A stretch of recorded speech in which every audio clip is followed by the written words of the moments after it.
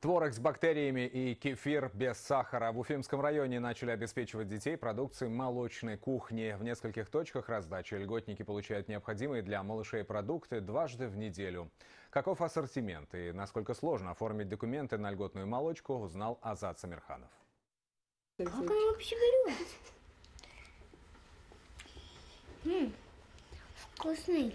Творожок и сметана, молочко и йогурты. На столе семьи Акановых теперь только натуральные продукты с бифидобактериями. Они по вкусу и детям, и взрослым. Очень вкусный и достаточно нежный, мягко. И деткам, в принципе, оно нравится. Но самое главное, что оно нравится детям. Это самый важный аспект.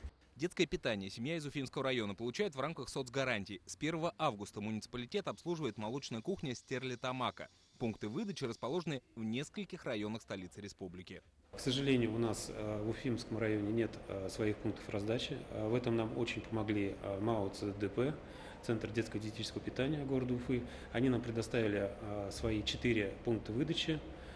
Соответственно, через них мы и выдаем продукцию, обеспечиваем детей Уфимского района. Дважды в неделю молодые мамы приходят за молоком и кефиром в одно и то же время. Говорят, график удобный, а собрать необходимые документы для получения детского питания тоже было несложно, говорят льготники. Процедура выдачи молочной продукции для льготной категории граждан максимально проста. Человек просто приходит вот с такой бумажкой. Оператор считывает QR-код и видит на экране количество и ассортимент выдаваемой продукции.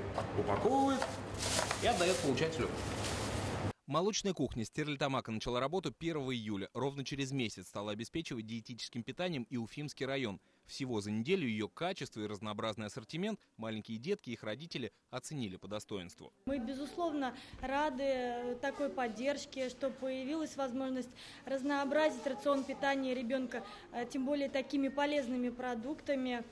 Продукт качественный, ребенок кушает, мама счастлива. В Уфимском районе молочную продукцию получает 323 ребенка. Стерлитамакский комбинат будет обеспечивать диетическим питанием не только столичный регион, но и весь юг республики. В планах же создать молочные кухни в Зауралье и на северо-востоке Башкортостана, чтобы малыши получали качественные продукты вне зависимости от места проживания.